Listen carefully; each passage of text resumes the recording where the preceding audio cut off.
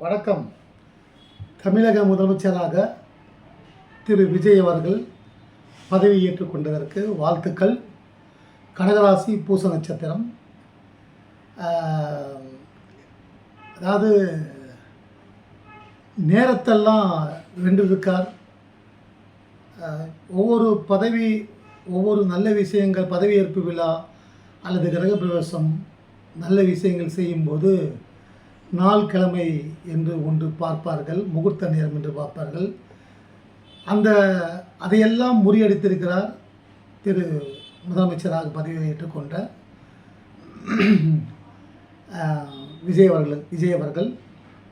வாழ்த்துக்கள், மனமார்ந்த வாழ்த்துக்கள். இப்போ பார்த்தீங்கன்னா இது அவர் விஜய் சார் கடகராசி பூச நட்சத்திரம்.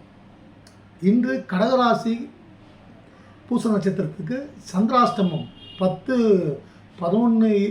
வரைக்கும் சந்திராஷ்டமத்தில் எதுவுமே செய்ய மாட்டாங்க. ஆனால் முதலமைச்சராகவே ஆயிருக்காரு. அவருக்கு வாழ்த்துக்கள்.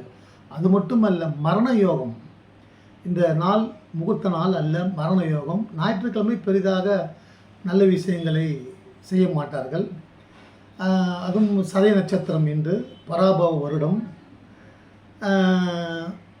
பார்த்தீங்கன்னா ஓரை முக்கியமாக பார்ப்பாங்க.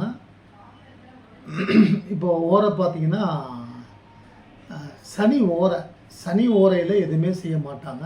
இருந்தாலும் இது பின்னணியாக தவறான நேரத்தில் இந்த பதவியேற்பு விழா வைத்தால் அவருக்கு ஆபத்து வரும், ஆட்சிக்கு பின்னாடி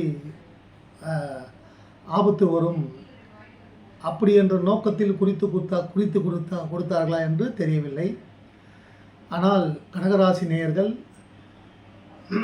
அதாவது யார் வேண்டுமென்றாலும் எந்த நிலைக்கும் உயரலாம்.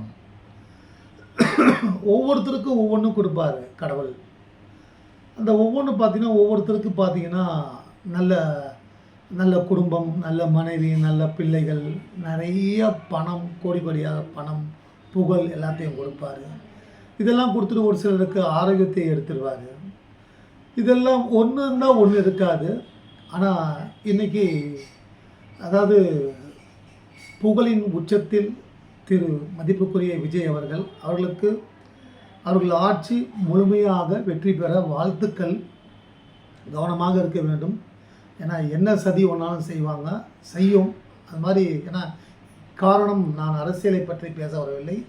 அந்த பதவியேற்றுக்கொண்ட நேரம் அது. திரு விஜய் அவர்கள் மிக கவனமாக இருப்பது நல்லது.